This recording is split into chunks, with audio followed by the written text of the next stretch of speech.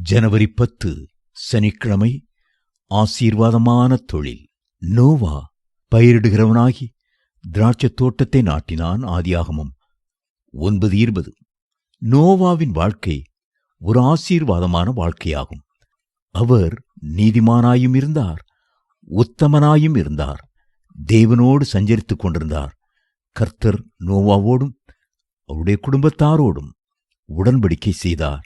நோவாவையும் அவருடைய சந்ததியையும் ஆசீர்வதித்தார்.